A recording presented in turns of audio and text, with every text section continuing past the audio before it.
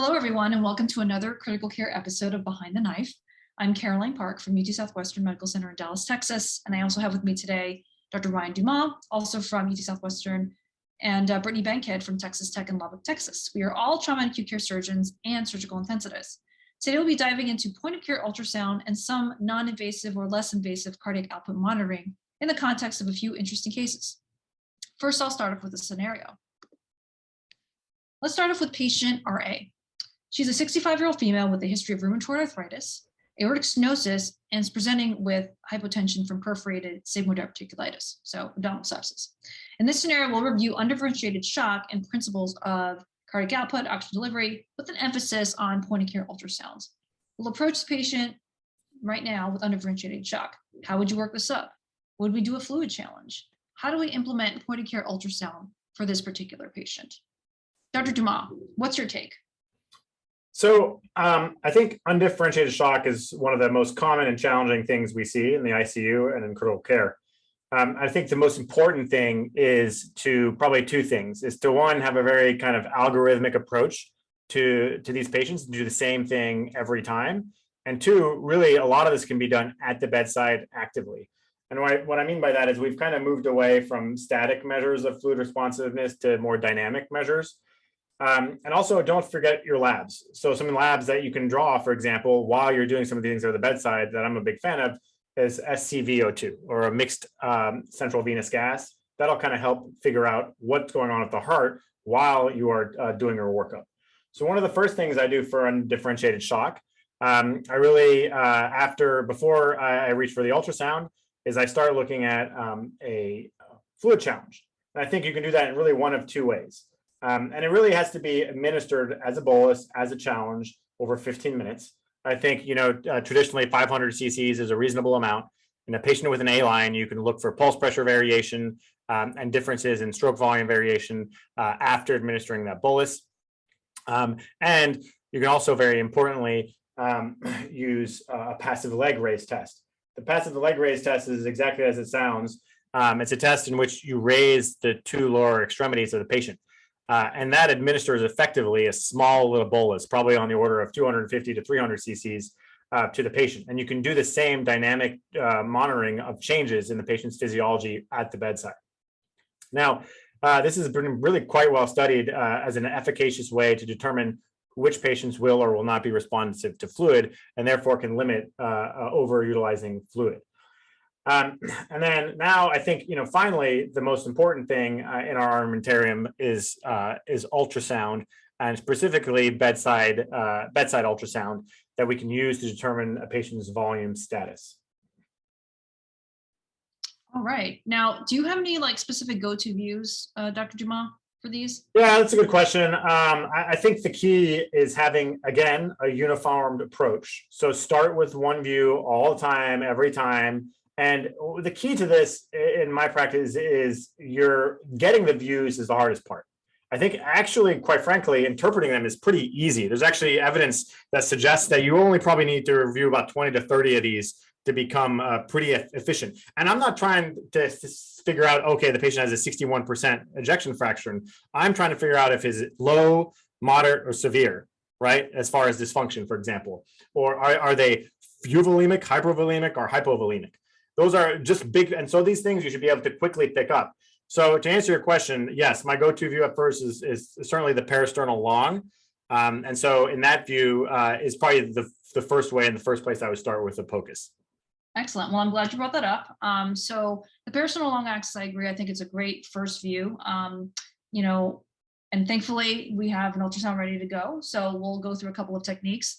The parasternal long axis is where the indicator, or that sort of little ridge on the probe, is sort of pointing towards the patient's right shoulder sternal notch, and you get a really good view of the left ventricle, the right ventricle, the aortic valves, and the mitral valves. And I think it's a great way to sort of assess volume status, a sort of a quick overview of contractility.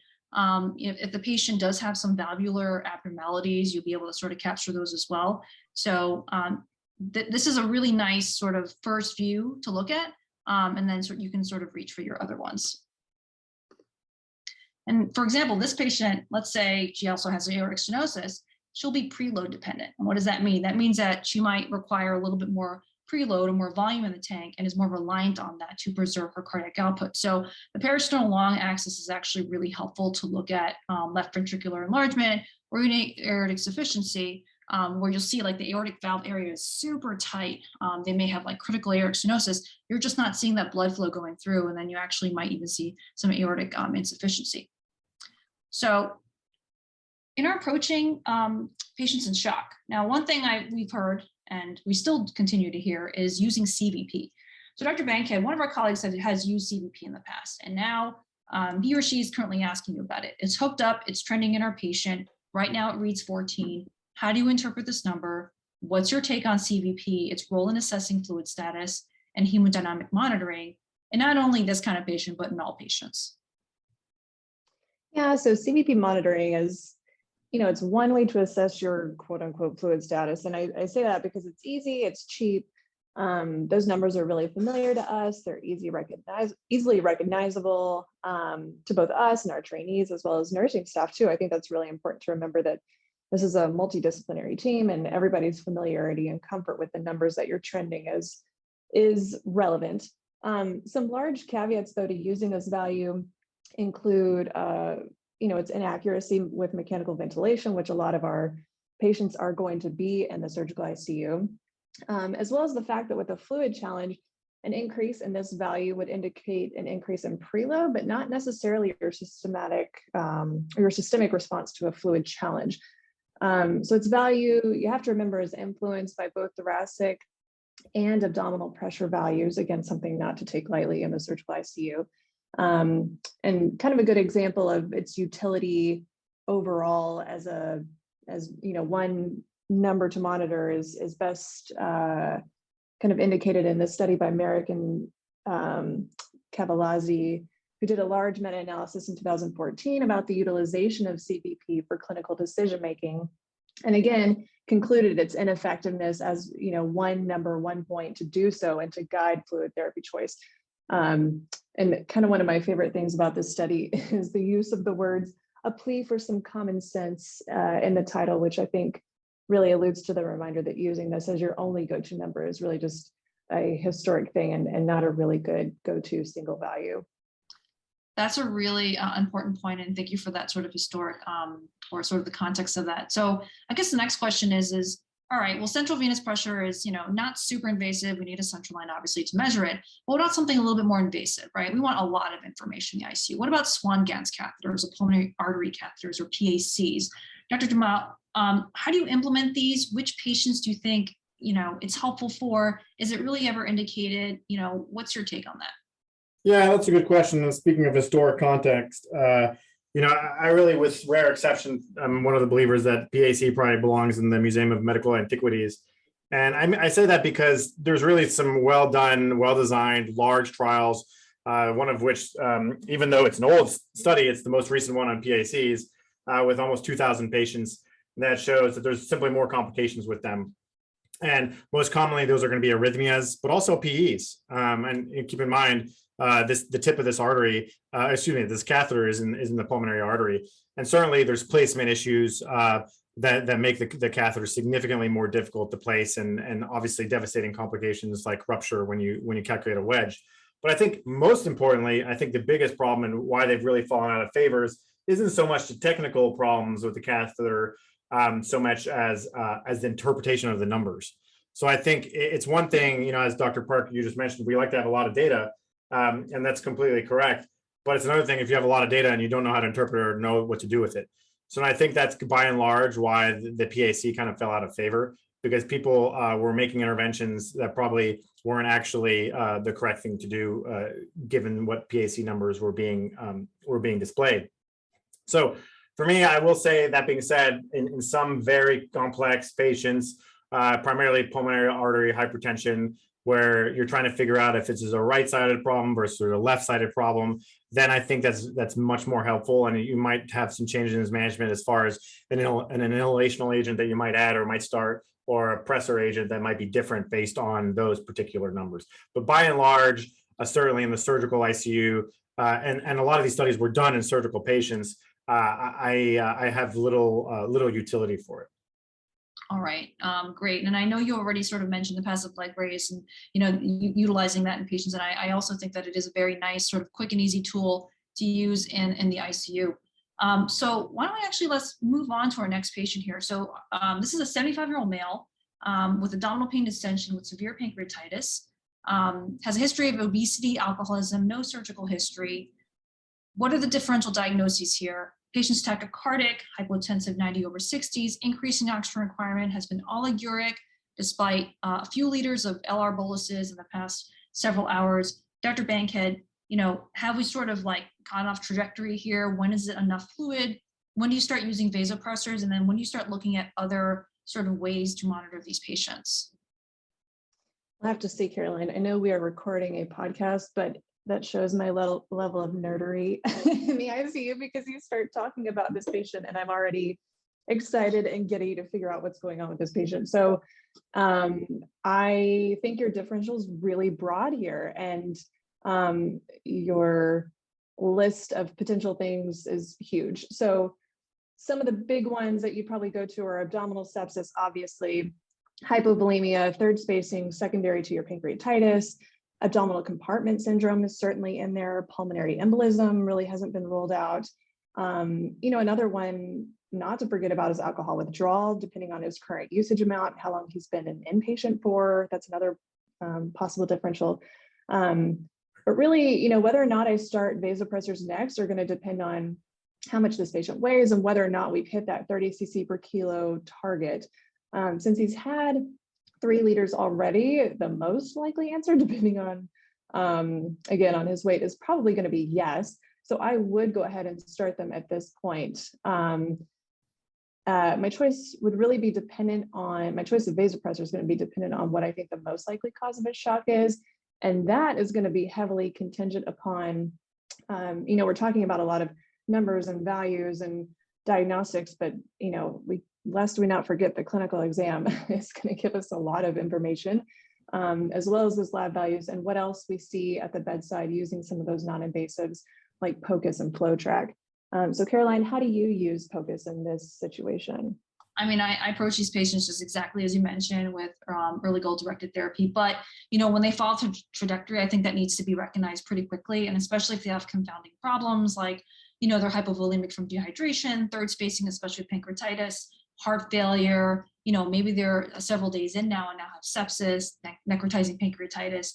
I find that it's extremely helpful. And what I really love about POCUS or point-of-care ultrasound is it's really truly non-invasive, right? It's real-time information. You can make decisions pretty quickly and go down your decision tree. I think this patient likely has hypovolemic pancreatitis. I think infection is less likely, but I agree, like looking at the whole picture, but realizing that there is operator variability in technique and interpretation. I don't think we've quite talked about that yet, but if you're like the intensivist that's seeing the patient every single day, I think it's going to be super helpful. And it's like very, I think it's very important to realize that there's going to be a little bit of variation in, sort of looking at these views. And so, when I'm kind of thinking about the differential, we talked about the peristernal, the long axis. The short axis is helpful in other ways as well. I can kind of get a better look at the left ventricle and right ventricle. And so this is where the ultrasound probe is, the indicator is now sort of pointing up towards like the left shoulder. So you're kind of looking at the left ventricle side by side. And, what you're looking for is basically contractility left ventricle, the right ventricle itself as well. Is it flattened? Is it large? Is there a lot of fluid in the right ventricle? Am I concerned that the patient's really hypovolemic? Left ventricle is contracting really well. Maybe, if the walls of the right ventricle are really, sort of kissing each other, maybe the patient doesn't have enough volume in place. And so that view is especially helpful for me. And then, of course, I think one thing that we need to keep focus on is knowing what normal is and abnormal. So when the left ventricle is really contracting and like the walls are totally like literally clapping hands together, and the right ventricle also looks the same, I'd be concerned that this patient has a hyperdynamic heart. And then, of course, like one thing you also have to think about is practicing and knowing what normal is so that you can distinguish what abnormal is. So with a heart that's not beating so well, or someone who's extremely bradycardic, you want to look for things like, global hypokinesis. Patients will, have maybe global dysfunction and their entire heart is just not really contracting well. So this is helpful when you're thinking about, this patient has some cardiac dysfunction, they have some underlying cardiac comorbidity. I might be wishing for a different pressor because of that. So a couple things to also mention, in addition to the peritoneal short, is the 4-chamber. I think a lot of us really like this one because it, has like that nice view of the 4 chambers. You're looking at the atria, which are on the bottom, so everything's flipped, and the ventricles are on the top. And I think it's a really nice way to kind of look at the heart in sort of a global way. When you're looking at both, for regurgitation, contractility, you can also see the septum there as well. So, I would say for someone like this, I have a couple of diagnoses in my, in the back of my head, just like you said, PE, hypovolemia, things like that. And I taking POCUS into account and looking at these different views and, adding those kinds of interventions and seeing what happens, within minutes or even hours is going to be very helpful for me. But let's move on.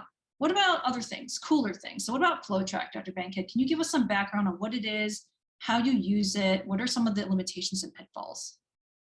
Yeah, for sure. So remember that FlowTrack, depending on your institution and where you're at, might be called something different. I know some places call it the Vigileo, and it might have a different name for your shop. And at some point, as far as setting it up, really try to tag along with one of your ICU nurses who's setting it up. I think you can learn a lot by doing that for many different things, but especially for this one. But on a basic level, it requires inserting an arterial line, which most of us know about. And then the device is connected to that arterial line using a standard pressure transducer. And then the arterial pressure waveform analysis is used to calculate your stroke volume and cardiac output.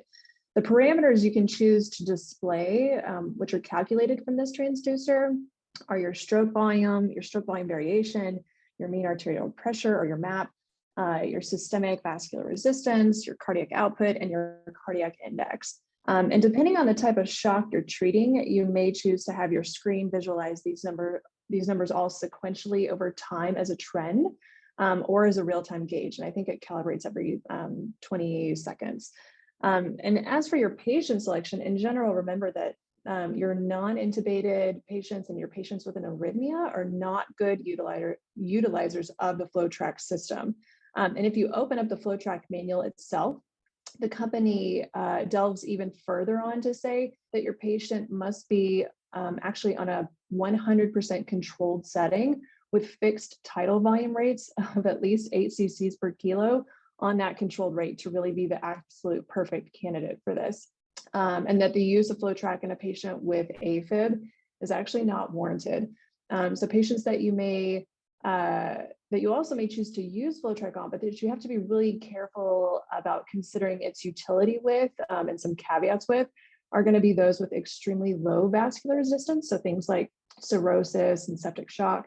And for me, the best utility of this, which is a lot like any non-invasive tool you're going to be using, is going to be, again, we've talked about static and dynamic, but really monitoring the trends and assessing the responses to your intervention, which, at this point are going to be your fluid challenges and your fluid boluses. And that really requires two things, which is both setting up your non-invasive tool that you're measuring, but also being present at the bedside to watch those real-time numbers as the fluid challenge is actually happening. I love that overview, and I think most of us are familiar with this, and I do like that it's very visual. I'm a very I'm a very visual person. I like to see the gauges. They're in the green. What's the systemic vascular resistance? What's the the variability in the stroke volume? So again, not a static number. It's a dynamic thing. So Dr. Dumas, now our patient has escalating FiO2 and PEEP requirements throughout the day, but suddenly is tachycardic to the 130s, desaturating to the 80s. Is being bagged by respiratory therapy. What are your thoughts here? What's in your differential? What could be going on with this patient here? Yeah, that's obviously a really concerning constellation of symptoms for sure. And immediately, we've mentioned PE a few times already in this podcast, but that would be very high on my differential. And again, reaching to the ultrasound probe and POCUS, we're going to be able to rule out a lot of things, but also diagnose a lot of things. And so The best view for this, in my opinion, is a short axis in ultrasound. And that's going to be, you're going to be looking for the D sign or McConnell's sign. And that denotes RV strain. So what that D is the flattening of the intraventricular septum. And that's going to be the bowing of the septum into the left ventricle. And so that's really what causes the obstructive shock that we see in PE, because the increased right-sided pressures cause the septum to bow into the left, decrease your end diastolic left ventricular volume, and therefore your stroke volume. So POCUS is perfect for this. Okay. So yeah, I think it's really important to see what that looks like on the D sign or McConnell sign, just like you said. But why don't we just move down a little bit more? Let's say this patient doesn't have any desaturating issues, but we're kind of thinking about volume status again. What about IVC diameter? We haven't really talked about that. How do you measure it? Where do you measure it? What does this information provide you? Yeah, I think this is key. I think probably I would argue that the IVC diameter is the easiest to obtain, with some exceptions, open abdomen being the most notable one for surgical patients, but easiest to obtain, most consistently kind of reproducible. I like to do it two different ways. I like to start in the subxiphoid view, but also, and sometimes you can see essentially the caval atrial junction, right where the confluence of the hepatic veins. But I also think it's very reasonable to kind of start right where you would be doing a gallbladder ultrasound, and actually don't confuse the gallbladder and the IVC. That's easy to do. But you want to find the IVC in the cross-sectional plane, and then slowly rotate your probe and elongate the IVC.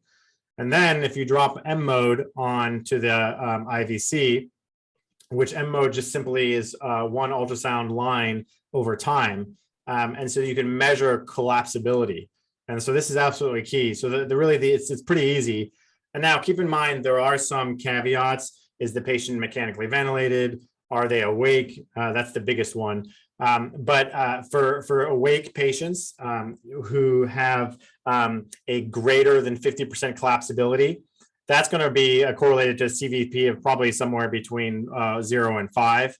Whereas an awake patient who has no collapsibility or less than 50% collapsibility and a large IVC, and so that the cutoff there is 2 centimeters, that's going to be, quote unquote, full tank, and probably a CVP on the order of 15. So one of the things you can have the patient do too, and that you should do when measuring these, is sniff. There's a so-called sniff test, and they can kind of sniff. And so again, just it makes sense, right? If a patient has a low CV or a low CVP and a lot of variability, which goes back to stroke volume variability, right? If they have a lot of variability beat to beat and breath to breath, and that's going to be indicative of a low volume status. So I think the ultrasound is absolutely key here, and IVC diameters and being able to readily obtain IVC measurements with POCUS should be in really any bedside practitioner's armamentarium. Yeah, I think the subxiphoid view is great, but sometimes in patients with open abdomens, it can be a little tough. I have used the transaxillary view in that situation to find the IVC. You kind of follow the spine, you can see the IVC, and you can see the changes in diameters there. But you see when you're intra-abdominal or going through transabdominal views, find the liver, find your IVC diameter, and then through the right atrium. And basically, like, as you mentioned, you're kind of looking for that collapsibility. Especially with a patient who's intubated, it's going to be really important. And I think it's important when we extrapolate some of those data points from into our clinical practice. Okay, this is our last scenario. So let's talk about a 37-year-old gentleman, has high-speed MVC. He's intubated in the field for a low GCS. He's hypotensive, tachycardic, narrowed pulse pressure, and on ultrasound has a black stripe around his heart. Dr. Bankhead, what are your thoughts? What are you going to do next? Yeah, so, the first thing I'll say about this scenario is that while it's, kind of seemingly obvious today that we're trying to lead everyone towards the diagnosis of cardiac tamponade, I think it's important to remember that this is a young trauma patient who is seemingly otherwise healthy. And for clinical context, if this patient were elderly, had a known history of CHF, had a low mechanism of entry, and was hemodynamically normal and asymptomatic, that these same findings that you would have on your ultrasound might actually lead to no change in clinical management at all. But that being said, in this young, otherwise healthy patient who's hypotensive after blunt trauma, has a narrowed pulse pressure, we're going to really quickly utilize our ultrasound, as Caroline discussed, and evaluate for pericardial effusion as evidenced by that small black stripe surrounding the heart. And then as you move along, as you find the RV, collapse here first of your wall, where it's really more used to low pressure systems, can be one of the first diagnostic signs of tamponade. So then, clinically in this patient, you really wouldn't be surprised if he might be trying to kind of fight you. He doesn't want to be laying down. He wants to be sitting up. He might be complaining of shortness of breath.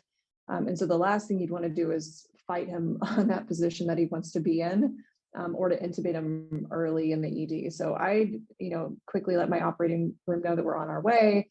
As anesthesia prepared to intubate, we'd have the patient prepped in the operating room, everybody on the team scrubbed. And then, we're talking just about POCUS today, but utilizing your ultrasound for the rest of your exam. So depending on what you find on the rest of your fast, if he had a positive concomitant abdominal fast exam, I'd probably start with a high midline incision so I could quickly do that transabdominal pericardial window, which is kind of my favorite one.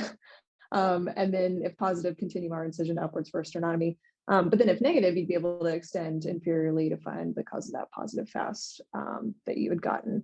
I'd also have a really, really low threshold for putting in chest tubes in this patient. If he at all had any decreased breath sounds or was difficult to bag, or if on your EFAST you were worried about a pneumothorax, because a blunt injury causing tamponade in this patient would definitely have a higher incidence of having other concomitant thoracic injuries. Thank you so much for taking us through that scenario. I know a lot of times, especially in blunt injury, obviously they can be a little more complicated because there's some sort of competing priorities, but certainly these ultrasounds with cardiac tamponade can be very dramatic. And with obstructive shock, it's extremely important to relieve that. All right, well, Dr. Bankamp, we're going to actually go back to our last patient with sepsis, aortic stenosis. So by the way, that patient also happened to have a history of congestive heart failure, maybe, child's B cirrhosis, and has acute on chronic renal failure as well. So, how do you approach these more complicated patients with some competing priorities? What's your fluid management strategy like, pressure management, et cetera? Yeah, you're exactly right. So these patients can be really difficult to manage. And, if there's one thing that I can advocate for today after an entire podcast worth of discussion of non-invasive tools of hemodynamic monitoring, it's really that being at the bedside is one of the most important things you can do for a patient like this. For all of our patients, obviously, but especially these, because these patients, like you mentioned, they're going to have a lot of concomitant things going on. And, in addition to the other ones who may or definitively have two etiologies of their shock, invaluable to really have good real-time discussion with the nurse about what pressure you want titrated, what fluid you want given, and what those non-invasive numbers do as you make those adjustments in real time.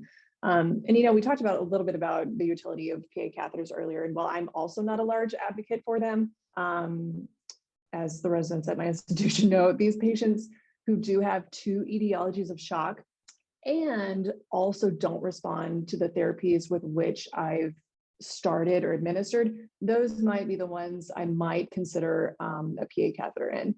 And the last thing I'd advocate for in the surgical patient that you mentioned with CHF, not necessarily in tamponade, obviously, but is in other types of shock, not to be afraid to give fluid to this patient population. I think we see that a lot in other ICUs and down in the ED. They get this reported EF on their last echo, it was 25%. It doesn't matter. A patient with an EF of 25% needs IV fluid resuscitation and septic shock, just like a patient who has a normal EF does.